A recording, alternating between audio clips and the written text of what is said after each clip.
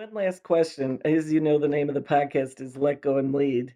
And a question I ask all my guests is what do you think leaders most need to let go of? It's a great question. Punk is an act of love, not an act of war. The reason I think that's the best answer to your question is when someone disagrees, when someone is challenging you, the ego can get in the way of hearing what they're saying. And I think leaders need to let go of the ego in order to have difficult conversations all the time. The quality of your week is because you heard things that were hard for you to hear.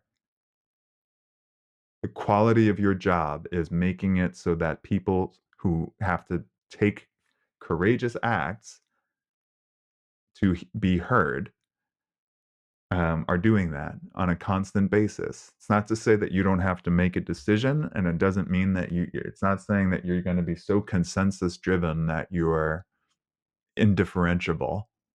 But it does mean you have to put yourself in a position where you hear things that are hard to hear and people say things that are hard to say.